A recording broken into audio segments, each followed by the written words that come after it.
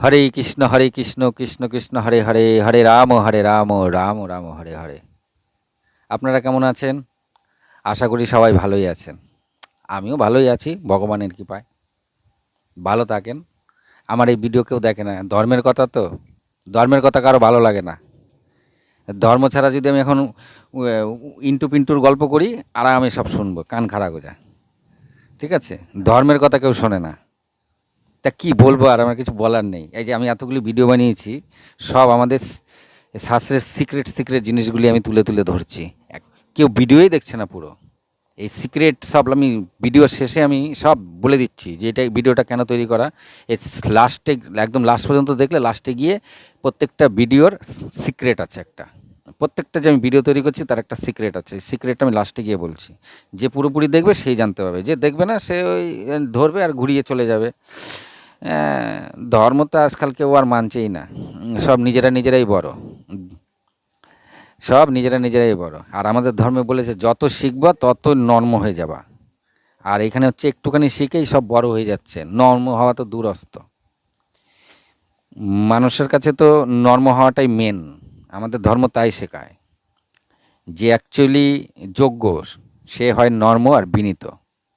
আর যে যোগ্য নয়, সে নিজের মধ্যে অহংকার সৃষ্টি হয়। আর এই অহংকার পতনের মূল। তা যেদিন আপনার মনের মধ্যে অহংকার এসে যাবে, সেদিন মনে করবেন যে আপনার পতন শুরু। যেমন আছেন সেমন আস্তে আস্তে আস্তে আস্তে আপনার সব কিছু চলে যাবে। তা অহংকার করবেন না। যত জানবেন তত বিনয়ী হন। মানুষকে আগিয়ে দিন। যদি আপনি শক্তিশালী হন তাহলে মানুষকে শক্তি দিয়ে সাহায্য করুন। যদি আপনি অর্থবান হন তাহলে মানুষকে অর্থ দিয়ে সাহায্য করুন। এই নয় যে আপনার অর্থ হয়ে গেল আপনি অহংকার করলেন আর গরিবদের বললেন মানুষের বাচ্চাই না। এই সব কখনো চিন্তা আনলে এটা অহংকারের চিন্তা ভাবনা। আপনি অত্যাধিক জ্ঞান অর্জন করলেন। হরে কৃষ্ণ। তার যেদিন মনে করবেন যে আপনি জানেন অনেক কিছু, এবং মানুষ যখন আপনাকে ভুংবাং বলে সেগুলোকে হাসি মুখে আপনি মেনে নেন, তো মনে করবেন যে আপনি অনেকটা সহজ হয়ে গেছেন, বিনয়ী হয়েছেন। আর কেউ যদি একটা কথা বলে তার উল্টো যদি আপনি 10টা কথা শুনে দেন, তাহলে মনে করবেন যে আপনার মনের মধ্যে এখনও বিনয়ী বিনয়ের ভাব আসেনি, অহংকার আছে। একটা কথার বদলে 10টা কথা শোনালে মনে করবেন আপনার মনে অহংকার আছে। খুব সহজ ব্যাপার। তো আজ আমি আপনাদের কাছে আমাদের সত্যযুগের এমন একটা কথা বলবো যাতে আপনার কিছু নলেজ চলে আসবে, জানতে পারবেন যে আমাদের শাস্ত্রে কী আছে। আমাদের শাস্ত্রে কিন্তু দারুণ জিনিস। যত পড়বেন তত খিদা বেড়ে যাবে, যত খাবেন তত খিদে বেড়ে যাবে। আর এই খিদে পেট ভরে না, এই খিদায় মন ভরে। আর মন আপনার কোনো দিন ভরবে না। যত খাবেন, যত শাস্ত্র পড়বেন তত ওই নেশা চেপে যাবে। আর যতদিন আপনি শাস্ত্রের মধ্যে ঢুকবেন ততদিন পর্যন্ত আপনার মাথার মধ্যে আসবেই না অ্যাকচুয়ালি কি আছে। রস বলে না, আমাদের শাস্ত্র অনেক সময় বলে না যে রস, এই রসটাই তো আপনি বুঝতে পারবেন আস্তে আস্তে। যত পড়বেন তত বুঝতে পারবেন যে কি রস। যাই হোক, ওইসব কথা বাদ দিন। আজকে তাহলে শুরু করা যাক। নমস্কার। আমি আজকে আপনাদের কাছে মুনি এবং পিপলাদ মুনির জীবনী কি করেছেন, চলুন শুরু করা যাক। গোড়া থেকে শুরু করি। একবার ইন্দ্র অসুরদের সঙ্গে যুদ্ধ জিতে তার খুব অহংকার এসে যায়। তখন তা দেবতাদের গুরুদেব বৃহস্পতি, তাই বৃহস্পতি একদিন সবাই এসছে, সবাই নমস্কার করেছে কিন্তু ইন্দ্রদেব নমস্কার করেনি। তার অহংকার হয়ে গেছিলো মনের মধ্যে। এতে বৃহস্পতি খুব মান সম্মানে লাগে। তো বৃহস্পতি বলে, আমার যখন এখানে কোনো সম্মানই দিচ্ছে না, তাহলে আমার এই রাজসভায় থেকে কোনো লাভ নেই। তিনি কি করলেন, এক ঘোর তপস্যা করে এমন এক জায়গায় গেলেন যেখানে কেউ তাকে খুঁজে না পায়, লুকিয়েও গেলেন। আর যখন অসুররা দেখলো যে এখন আর দেবতাদের গুরুদেব নেই, তো অসুররা স্বর্গ আক্রমণ করলো। স্বর্গ আক্রমণ করতেই ইন্দ্র সমেত সব দেবতারা হেরে গেল, যেহেতু তাদের গুরু নেই। হেরে যাওয়ার পরে ইন্দ্র চিন্তা করলো গুরুদেব যখন নেই, কাউকে না কাউকে তো গুরু বানাতে হবে, নাহলে তো আমরা সব যুদ্ধ হেরে যাব। তখন ইন্দ্র বিশ্বরূপকে দেবতাদের গুরু করলেন। গুরু করার পরে আবার শুরু হলো দেবতা অসুরের যুদ্ধ। তা বিশ্বরূপকে গুরু পেয়ে ইন্দ্র অসুরদের হারিয়ে দিলেন। কিন্তু বিশ্বরূপের যেহেতু অসুর ছিল, তাই ইন্দ্রর মনে সন্দেহ হলো যে বিশ্বরূপ যতই আমাদের সঙ্গে থাকুক, কিন্তু মনে মনে তিনি অসুরদেরই সাপোর্ট করেন।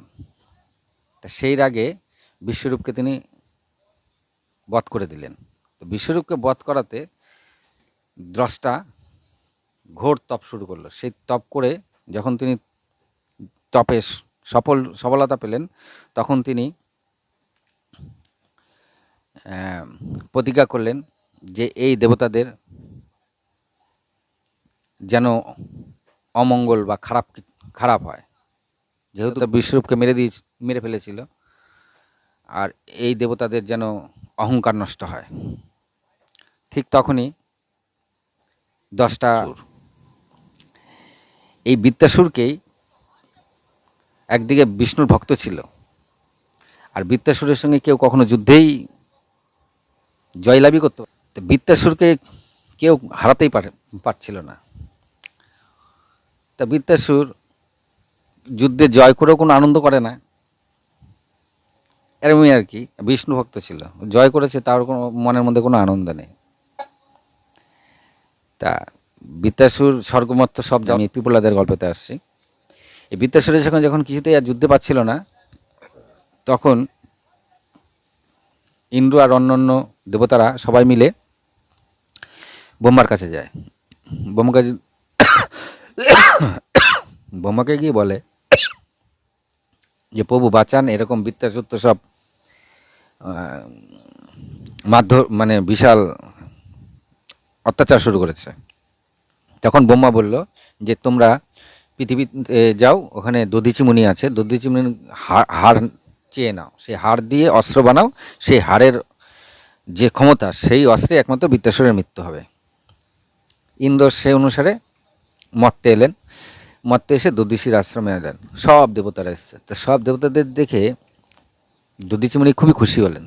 তখন দধিচির মুনির বয়স মাত্র 31 বছর। এদিকে দধিচি মুনির যে স্ত্রীর নাম হচ্ছে সুবর্চা। যখন দেবতারা দধিচি মুনির কাছে এসছে, তখন সুবর্চা গঙ্গায় জল আনতে গেছিল। তা যাই হোক, তা দধিচি মুনির কাছে এসে বলল যে এরকম বৃত্তাসুরকে বধ করতে হবে, আপনার হাড়ের দরকার, সেই হাড় ছাড়া, সেই হাড়ের অস্ত্র দিয়ে একমাত্র বৃত্তাসুরকে মারা যাবে, তাতে সংসারের মঙ্গল। তা দধিচি মুনি খুবই ভালো মনের মানুষ ছিল, সংসারের মঙ্গলের জন্য তিনি বললেন ঠিক আছে, আমি আমার হাড্ডি প্রদান করছি। এই বলে তিনি ধ্যানে বসলেন। ধ্যানে বসে তিনি আর কি নিজের দেহ রাখলেন। দেহ তো রেখেছেন, এখন হাড্ডি কী করে নেবেন? ইন্দ্রর তো হাড্ডির দরকার। তো যেহেতু মাংস রয়েছে, এখন কোনো দেবতাই রাজি হলো না সেই মাংস ছাড়িয়ে হাড্ডি বার করতে। তখন ইন্দ্র আর অন্যান্য দেবতা মিলে কামধেনুর স্তোত্র করলো। কামধেনু গায়ে যখন স্তোত্র করলো, কামধেনু গায়ে এসে হাজির হলো। তখন কামধেনু গায়কে সবাই মিলে নমস্কার করলো, মাতা আপনি এই মাংস একটু যদি পরিষ্কার করে দেন, তাহলে এই হাড্ডিগুলি আমাদের কাজে লাগবে। তখন কামধেনু গায়ে রাজি হলো এবং দধিচি মুনিকে তিনি চেটে চেটে তার মাংসগুলিকে আলাদা করে দিলেন, হাড্ডিটা আলাদা করে দিলেন। সেই হাড় নিয়ে ইন্দ্র বিশ্বকর্মার কাছে গেলেন এবং বিশ্বকর্মা সেই হাড় দিয়ে এক বজ্র তৈরি করে দিলেন। বজ্রাস্ত্র বলে তাকে, বজ্রাস্ত্র। এই বজ্রাস্ত্র দিয়ে ইন্দ্র আর অন্যান্য দেবতা মিলে বৃত্তাসুরের সঙ্গে যুদ্ধ করলেন এবং বৃত্তাসুরকে হারালেন। বৃত্তাসুরকে তবুও হারাতে পারত না। বৃত্তাসুর অনেকটা নিজে স্বেচ্ছায়, যাকে বলে, আত্মসমর্পণ করেছিলেন। বৃত্তাসুর বজ্র সমেত বৃত্তাসুরকে খেয়ে নিয়েছিল, হাতি সমেত ইন্দ্রকে।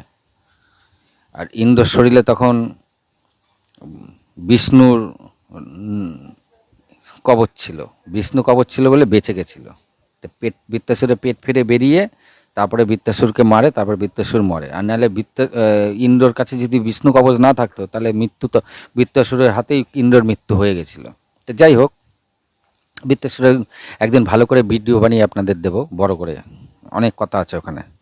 অত কথায় এখন গেলে এটা পিপলাদের সম্বন্ধে বলবো। পিপলাদ তো এখনো জন্ম নেয়নি।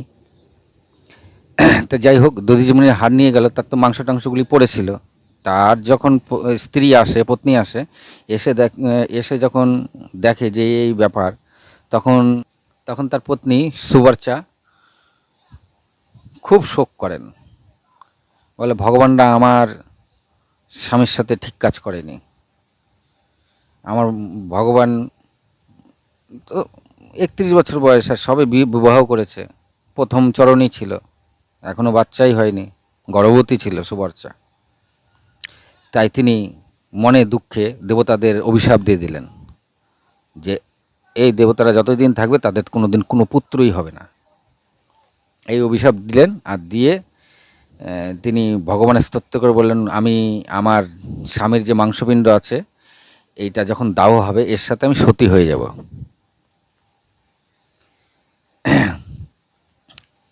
কিন্তু হঠাৎই তখন আকাশবাণী হলো, বলল, তুমি যে সতী হয়ে যাবে, তোমার পেটে তো আরেকজন আছে, তাকে নিয়ে যদি সতী হও তাহলে তোমার ঘোর পাপ হবে, তুমি তোমার স্বামীর সঙ্গে থাকতে পারবে না।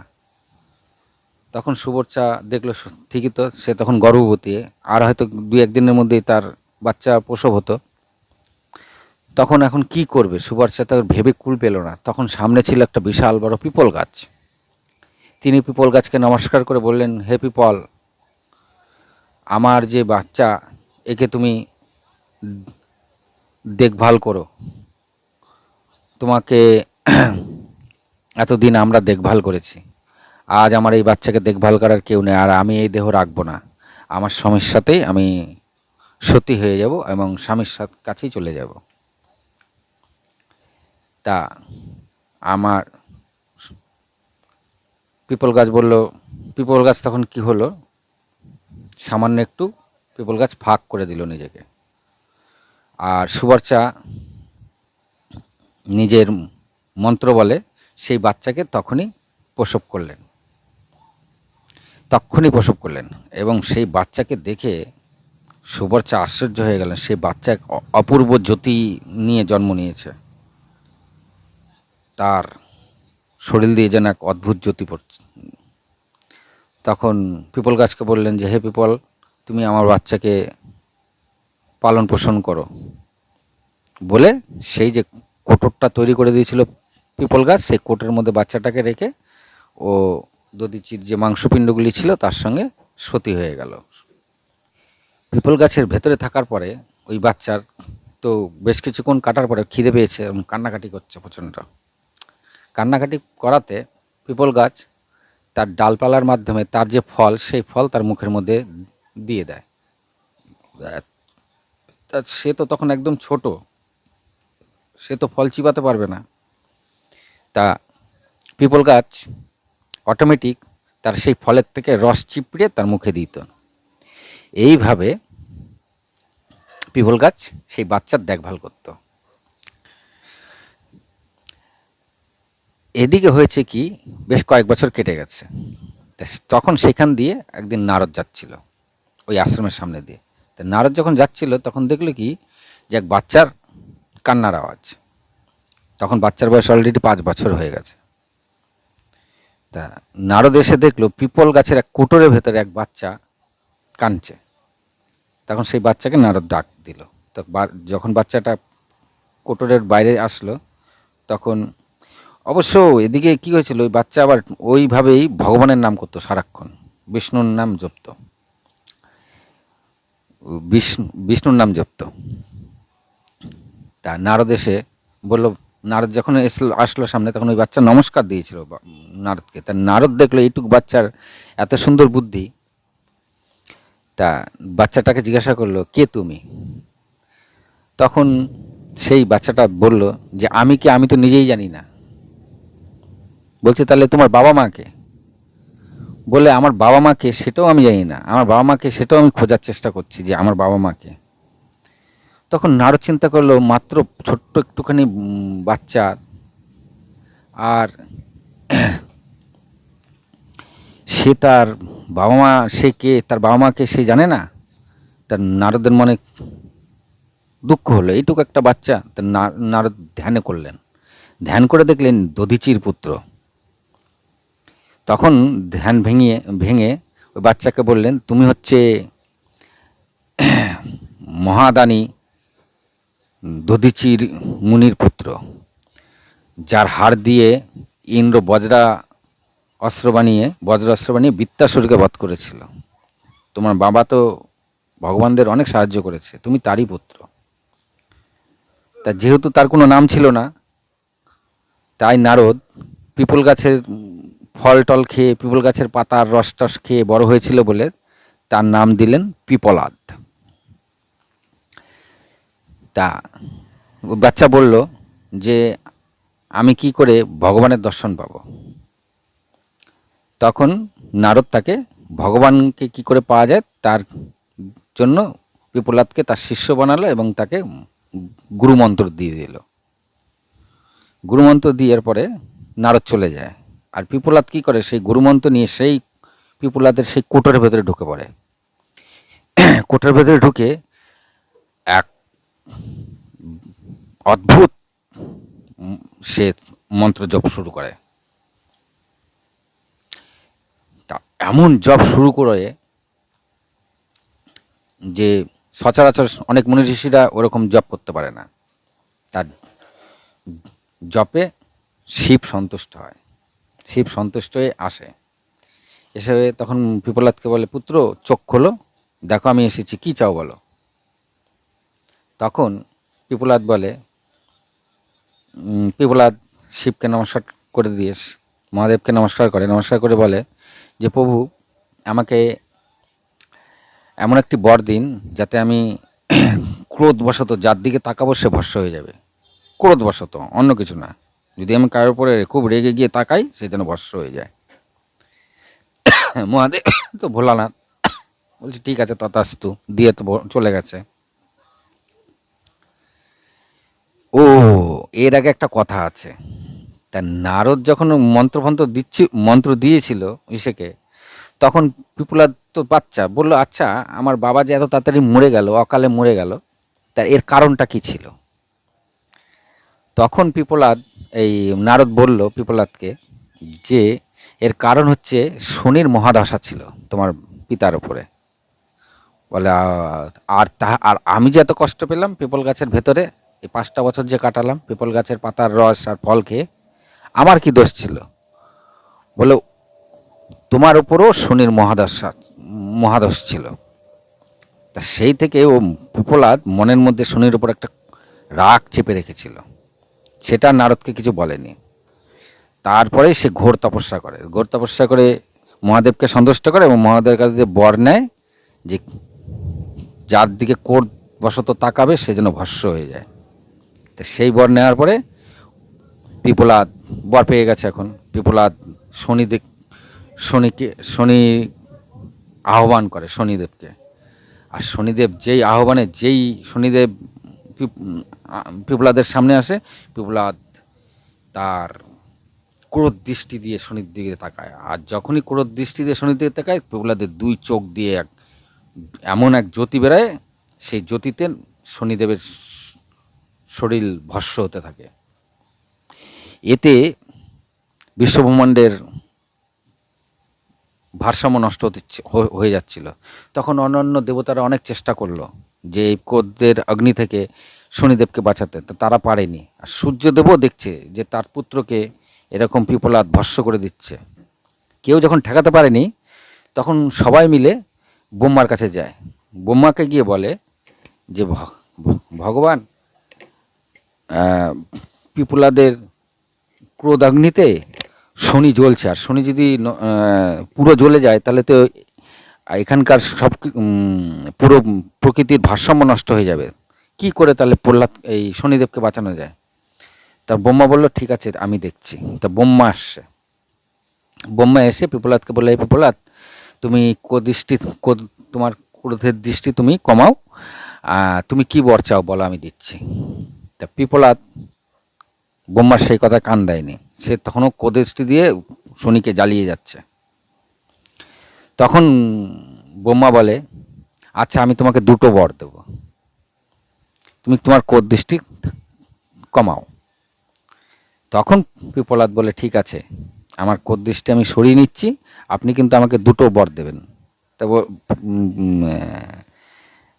ব্রহ্মা বলেছে, ঠিক আছে, আমি তোমাকে দুটো বর দেব, তুমি শনির থেকে নিজের কোদৃষ্টি সরাও।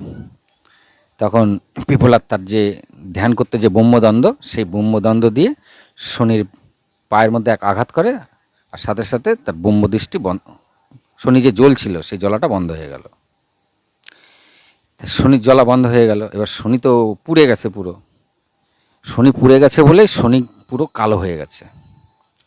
আর শনৈশ্চর বলে যেটা, মানে ধীর গতিতে চলা, শনৈশ্চর শনৈশ্চর, যে শনির যে দশা সেটা ধীরে গতিতে কেন চলে? ওই যে পায়ের মধ্যে যে ব্রহ্মদণ্ড দিয়ে মেরেছিল পিপলাদ, তাতে শনি আর ভালো মতন চলতে পারতো না, একটু খুঁড়িয়ে খুঁড়িয়ে চলতো ধীর গতিতে। এটাকেই বলা হয় শনিশ্চর। তো এই কারণেই বর্তমান যুগে বা তার পরবর্তীকালে পিপলাদের নাম করলে শনিদেব ভয় পায়। তা যাই হোক, এদিকে আসুন, এদিকে বলি। তা দুটো বরের মধ্যে প্রথম বর পিপলাদ চাইল যে 5 বছর বয়স পর্যন্ত কোনো বাচ্চার যেন শনির কোনো দৃষ্টি বা মহাদোষ না লাগে। তো ব্রহ্মা বলল, ঠিক আছে, তথাস্তু। আর দ্বিতীয়বার হচ্ছে, এই যে পিপল গাছ আমাকে ছোটোর থেকে এখন পর্যন্ত যে আমাকে খাইয়ে পড়িয়ে বড় করেছে, তা এই পিপল গাছে যে জল প্রদান করবে সে শনির সমস্ত দশা থেকে মুক্ত থাকবে। তা ব্রহ্মা বলল, তথাস্তু। তাই আজ আপনারা দেখবেন যত শনি মন্দির আছে সমস্ত শনি মন্দির এই পিপল গাছের নিচেই হয়। আর পিপল গাছকে জল দেওয়ার আছে, প্রচলন আছে। জলটা কেন দেওয়া হয়? পিপল গাছকে জল দিলে শনির দশা কাটে। শনির দশা কেন কাটে? কারণ পিপলাদ মুনিকে শনি ভয় পায়। আর শনি যে কালো চেহারা, এই যে সে অধকুচ্ছিত দেখতে, তার একটাই কারণ, এই পিপলাদ মুনি তার চোখের জ্যোতি দিয়ে শনিকে পুড়িয়ে ফেলেছিল। এটাই ছিল তার মেন কারণ, এর জন্য শনির চেহারা পুরো কালো। এর পরবর্তীকাল থেকে এখনো পর্যন্ত আমরা পিপল গাছকে পুজো করি শনির দশা কাটানোর জন্য। আর শনি মন্দির পিপল গাছের তলাতেই দেখবেন হয়। যত শনি মন্দির আছে খেয়াল করে দেখবেন সব পিপল গাছের নিচে হয় শনি মন্দির। তা যাই হোক, বট্টর দিয়ে তো চলে গেল, শনিও চলে গেল। এইবার পিপলাদ আবার বিষ্ণুর ধ্যানে বসলেন সেই কোটরের মধ্যেই। তিনি কিন্তু তখনও সেই পিপল গাছের ফলই খান। খেতে খেতে তার সিদ্ধিলাভ হয়ে গেল, তিনি ঋষি থেকে মহাঋষি হয়ে গেল। মহাঋষি হয়ে যাওয়ার পরে এইবার একদিন পিপলাদ ভাবলেন যে এইবার আমি একটু জগৎ ঘুরে দেখতে চাই। তা তিনি যেই রাজ্যের আশ্রমে যে রাজ্যে ছিলেন সেই আশ্রমের থেকে তখন বেরোলেন, কিন্তু তখনও তিনি জানেন না যে এই রাজ্যটা কার। রাজ্যটা ছিল সে সময় অরণ্যক রাজার রাজ্যে ওই আশ্রম ছিল, পিপলাদের আশ্রম। তা তিনি অনরক্য চেনেন না, আর অরণ্যকের মেয়ে ছিল পদ্মাবতী। তা শর্টে পদ্মা বলছি আমি। তাই পদ্মা দেখতে খুবই সুন্দর ছিল। তা পিপলাদ যখন রাস্তা দিয়ে হাঁটছেন, ওই পদ্মা আর তার কিছু সখীকে নিয়ে আসছিলেন হাসতে হাসতে। তা সেটা দেখে পিপলাদের খুব ভালো লেগে যায়। এবার পিপলাদ কখনো বিয়ে করবেন, কখনো কি করবেন এসব কখনো ভাবেনি, কিন্তু প্রেম জাগ, ওই পদ্মাকে দেখে তার প্রেম ভাব জেগেছে। প্রেম ভাব জাগাতে তিনি ডাইরেক্ট পদ্মাকেই বললেন যে তোমাকে আমি বিবাহ করতে চাই। তা পদ্মা রাজি হয়নি, বললে আমি আপনাকে চিনি না, আপনি মুনি ঋষি, যা করবে আমার পিতাই করবে। তো পিতা অরণ্যক ছিল। এবার অরণ্যক কিছুতেই রাজি হয় না। কোথায় পিপলাদ এক মুনি ঋষি, আর পদ্মা হচ্ছে রাজকুমারী। তা যখন অরণ্যক পিপলাদের সম্বন্ধে সব কিছু জানতে পারে, তখন অরণ্যক ভয় পেয়ে যায় যে যদি অভিশাপ দেয় তাহলে কিন্তু খুব খারাপ হবে। তো বাধ্যগত অরণ্যক পিপলাদের সঙ্গে পদ্মার বিয়ে দিয়ে দেয়। তাই পদ্মাকে পিপলাদ বলে যে তোমার এই বেশ আর রাখা যাবে না, এক মুনি ঋষির পত্নী হিসাবে যেরকম বেশ থাকা দরকার সেরকম বেশ পরতে হবে। তা পদ্মাও সেই কথা অনুযায়ী উনি সেরকমই ড্রেস পরলেন, পরে সেই আশ্রমে আসলেন এবং স্বামীর খুব সেবা করতেন। মানে বিয়ে হওয়ার পরে তিনি পিপলাদের সবসময় পিপলাদেই মগ্ন থাকতেন। আর পিপলাদের মনে কখনো আসেইনি যে তার সন্তান লাভের চিন্তা আসেনি। তাই পদ্মাও তাকে কখনো কোনো পদ্মাকে দেখে তার প্রেম ভাব জেগেছে, কিন্তু পদ্মাকে সঙ্গে কখনো পদ্মার গর্ভে যে কখনো সন্তান লাভ সেটা কখনো পিপলাদের মনে আসেনি। তা যাই হোক, এইভাবে তার দিনকাল কাটছিল। তা একদিন যমরাজের দূত যমরাজকে বলে যে এই যে পিপলাদের পত্নী পদ্মাবতী খুবই মানে প্রতিব্রতা নারী। তা যমরাজ ঠিক করলেন, আর খুবই সুন্দরী। যমরাজ ঠিক করলেন ঠিক আছে দেখি কত বড় প্রতিব্রতা নারী। তো যমরাজ বুঝতে পারেনি, যমরাজ এক সাধারণ রাজার বেশে একদিন পদ্মাবতী গঙ্গা থেকে স্নান করে আসছিলেন, তো পদ্মাবতীর রাস্তায় পদ্মাবতীকে ধরে। যমরাজ তখন অন্য বেশে ছিল। তা ধরে পদ্মাবতীকে জিজ্ঞাসা করে যে তুমি এক সামান্য মুনি ঋষির পত্নী, তুমি কত সুন্দর রাজকুমারী ছিলে, আজ এরকম একটা মুনি ঋষির করছো। সে কোনো ইনকাম করে না, কিছু করে না, দিন রাত সে ধ্যান করে, বরং আমার সঙ্গে চলো, আমার রাজপ্রাসাদ আছে, সব কিছু আছে, তুমি খুব ভালো থাকবে আমার সঙ্গে। আর পিপলাদ মুনি তোমাকে বিবাহই করেছে, কোনো প্রেম প্রদান করেনি। আমি তোমাকে আমার প্রেম প্রদান করব। তো পদ্মাবতী এটা কান দেয়নি। তো কান না দেওয়াতে যমরাজ তো অন্য বেশে ছিল, পদ্মাবতীর যে হাত ধরেছে পদ্মাবতী রেগে গেছে, বলছে আপনার এত বড় সাহস, আপনি আমার হাত ধরেছেন। তা হাত ধরাতে পদ্মাবতী তো জানে না যে এটা যমরাজ তো চেক করছে যে কতটা পতিব্রতা নারী। আর পদ্মাবতী তো এসব জানে না। পদ্মাবতী এই হাত ধরাতে পদ্মাবতী রেগে গিয়ে অভিশাপ দিয়ে দিয়েছে। বলছে আপনাকে আমি অভিশাপ দিচ্ছি, আপনার কোনোদিন কোনো সন্তানাদি হবে না। তা যমরাজের সন্তানাদি আছে কিনা আমি জানি না, পরে আমি ঘেটে ঘুটে ভালো করে দেখবো খন। আপাতত আমি যেটুকু জানি এখনও যমরাজের কোনো সন্তানাদি নেই। পরে হয়েছে কিনা আমি এটা বলতে পারবো না, এগুলো আমি এখনও শাস্ত্র ঘাটাঘাটির মধ্যেই আছি, যেদিন জানবো বলবো। তা যাই হোক, পিপলাদের মেন যেটা আমার জানানোর দরকার ছিল আপনাদের, যে শনিদেবকে পিপলাদ কিভাবে তার শাস্তি দিয়েছিল এবং শনিদেবের যে চেহারা এত কালো কেন, তার মেন কারণই হচ্ছে পিপলাদ মুনি। এই পিপলাদ মুনি শনিকে ভস্ম করার জন্য শনিদেবের শরীরে তার দৃষ্টি নিক্ষেপ করেছিল। তা শনিদেব যত শক্তিশালী দেবতা হোক না কেন, শনিদেবকেও জ্বালানোর জন্য পিপলাদ ছিল তার থেকেও বড় ঋষি। তা যাই হোক, পদ্মায় এসে তার স্বামীর কাছে সব বলে। তখন তার স্বামী পদ্মাকে বলে যে তুমিও ধ্যানে বসো, ধ্যানে বসলে মন আত্মশুদ্ধি হয়ে যাবে, মন সব কিছু ঠিকঠাক হয়ে যাবে। তো যাই হোক, পিপলাদের কথা আমি এখানে শেষ করলাম। কথা হচ্ছে এই যে এই ভিডিওটা বানানোর উদ্দেশ্য হচ্ছে যে আমাদের পিপুল গাছকে কেন পূজা করা হয়। অনেক বিধর্মীরা বলে যে এরা গাছকেও পুজো করে। তা গাছকে যে আমরা কেন পুজো করছি, আমরা কিন্তু অনেক গাছকে পুজো করি। দূর্বা দিয়ে পুজো হয়, আমের পল্লব দিয়ে পূজা হয়, বেল পাতা দিয়ে পুজো হয়, তুলসী পাতা দিয়ে পুজো হয়, হয় কি না? আবার বট গাছ, অশ্বত্থ গাছ পুজো করি। এই প্রত্যেকটা নিম গাছ, এই প্রত্যেকটা যেসব গাছগুলোকে আমরা খুব ভগবানের রূপে দেখি, এই প্রত্যেকটা গাছের ব্যাপারে এক বৈজ্ঞানিক ব্যাখ্যা আছে। যত ঘাটবেন তত জানবেন। তো এই বৈজ্ঞানিক ব্যাখ্যাগুলি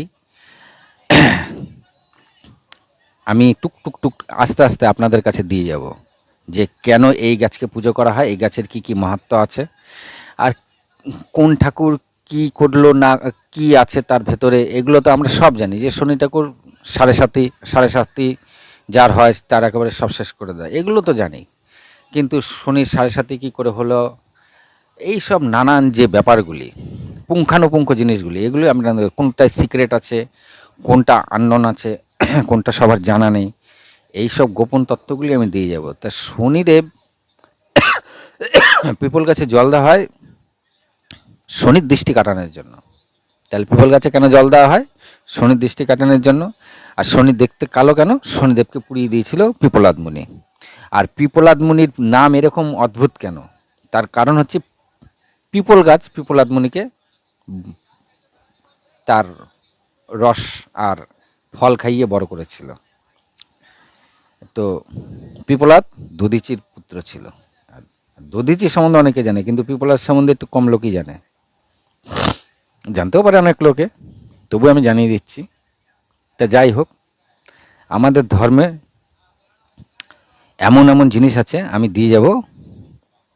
আমাদের ধর্মকে, আমাদের ধর্মের লোকেদেরই বলছি, আপনারা যারা যারা হিন্দু আছেন, আমি সেই সব হিন্দুদের বলছি, আপনারা একটা ভিডিও ঠিকঠাক পুরো দেখেন না। কেন দেখেন না ভগবান জানে। দেখতে কি আছে? আপনি ভিডিওটা দেখলেন, আপনার ধর্ম সম্বন্ধেই আপনি জানলেন, আমার কিছু না।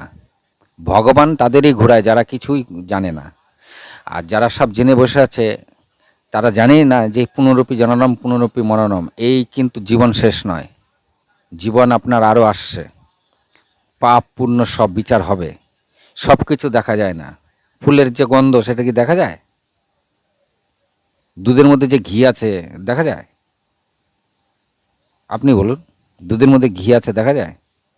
দেখা যায় না। ফুলে যে গন্ধ আছে দেখা যায়? দেখা যায় না। তেমন অনেক জিনিসই আছে দেখা যায় না, কিন্তু কিছু কিছু জিনিস আছে আপনার জমা হতে থাকে। আপনি এই জীবনে যা কিছু দান করবেন সব কোথাও না কোথাও জমা হতেই থাকবে, আপনি জানবেন না। কিন্তু যখন আপনার মৃত্যু হবে, আপনার যখন জীবাত্মা বেরোবে, আপনার যে প্রাণ আছে, প্রাণ তো খুব পুণ্যবান হলে পরমাত্মার সঙ্গে মিলিয়ে যাবে। আর যদি খুব পুণ্যবান না হয়, তাহলে আপনার প্রাণ বেরিয়ে অন্য কোনো দেহে ধারণ করবে। আর আপনার যে জীবাত্মা আছে, যেটা মন, একে শাস্তি ভোগ করতে হবে। একে যেন বেশি শাস্তি না ভোগ করতে হয়, তাই ভগবানের নাম করুন। তবে একটা কথা, যারা ভগবানের নাম এখনও করছেন না বা ভাবছেন যে আমি আরও পরে করবো, একটা জিনিস আমি আপনাদের বলি, পরে যখন করবেন ভাবছেন, পরটা পরে খেয়ে নেয়। কাল কি হবে আপনি জানেন না, আমি জানি না। তা কাল কি হবে যেটা আপনিও জানেন না, সেটা আমিও জানি না। তাহলে কালের অপেক্ষায় আমার থেকে লাভ কি? যা করার আমি আজকেই করব। তাই বলি। আবার অনেকে বলে এই যে আমি তুলসীর মালা দিয়ে বলছি, আমি কয়েকজনকে বলেছিলাম যে তুলসীর মালা গলায় দাও, বলছেন না তুলসীর মালা গলায় দিলে মিথ্যা কথা বলা যাবে না, মাছ মাংস খাওয়া যাবে না, পাপ হয় এতে। তা এমনি মাছ মাংস খেলে পাপ হয় না? কি মনে হয় এমনি মাছ মাংস খেলে পাপ হয় না? এমনি মিথ্যা কথা বলবেন, আপনার পাপ হবে না? আপনি গলায় তুলসীর মালা নিন, যতদিন না আপনার মনের মধ্যে ভক্তি আসছে ততদিন পর্যন্ত আপনি দীক্ষা নেবেন না। আমি কিন্তু খুব বড় কিছু নই, কিন্তু আমি যেটা বলছি একটুখানি ভালো করে শুনুন। আপনি তুলসীর মালা নিন, কিন্তু দীক্ষা নেবেন না। যেদিন আপনার মনে ভক্তি আসবে সেদিন দীক্ষা নেবেন। তুলসীর মালা কেন নেবেন? তুলসীর মালা পরার পরে আপনার মনের মধ্যে আস্তে আস্তে ভক্তি জাগবে। কিছুই নেই আপনার, তা জাগাতে তো একটা কিছু লাগবে, তাই তুলসীর মালা পড়ুন। আপনি তুলসীর মালা না পড়লেও মিথ্যা কথা বললে আপনার পাপ হবে, মাছ মাংস খেলেও পাপ হবে। সে তুলসী মালা পড়েই খান আর না পড়েই খান, কারণ আমাদের ধর্মে মাছ মাংস খাওয়ার কথা বলাই নেই। কারণ কি? মাছ বা মাংস খেতে গেলে আপনাকে প্রাণী হত্যা করতে হবে। আর শাকসবজি খাওয়ার বিধান আমাদের ভগবান দিয়ে গেছেন, কারণ গাছের ব্যথা লাগে না। আমাদের যেমন নার্ভ সিস্টেমে আছে, গাছদের সেই নার্ভ সিস্টেম নেই। তাদেরও প্রাণ আছে, কিন্তু তাদের নার্ভ সিস্টেম, তারা যন্ত্রণা অনুভব করে না। তাদের ওপর আশীর্বাদ আছে, গাছের ওপর আশীর্বাদ আছে। আপনি একটা ডাল কাটবেন তো আরেকটা ডাল গজাবে, কিন্তু আপনার যদি একটা হাত কেটে নেওয়া হয় আপনার আরেকটা হাত গজাবে না। কিন্তু গাছকে আশীর্বাদ দেওয়া আছে ভগবানের। আপনি একটা গাছের ডাল কাটবেন তো আরেকটা ডাল আরেক দিক দিয়ে গজাবে, আর তাকে যে কাটবেন সে গাছ ব্যথা পাবে না, কারণ নার্ভ সিস্টেম নেই। আমাদের নার্ভ সিস্টেম আছে, আপনার একটা হাত কাটবেন তো আর হাত গজাবেও না, আর আপনি যন্ত্রণা পাবেন। তা আপনি যখন মাছ মাংস খাবেন নিশ্চয়ই কোনো প্রাণীকে হত্যা করে খাবেন, সেই প্রাণীকে হত্যা করতে গেলে তো আপনাকে তাকে হত্যা করতে হবে, তার যে যন্ত্রণা সেও বাঁচতে চায়। আপনি একটা পিঁপড়েকে মারুন না, সেও বাঁচতে চায়। কোনো প্রাণী হত্যাই করাই আমাদের বিধানে নেই। তো আজকে এই পর্যন্তই। হরে কৃষ্ণ হরে কৃষ্ণ। ভালো থাকবেন, ভিডিওগুলি দেখবেন, সাবস্ক্রাইব করবেন, কমেন্ট করবেন, এগুলো করলে ভালো লাগে। না করলে আমার কিছু করার নেই, আমি ভিডিও দিয়ে যাব। তো আজ এই পর্যন্তই।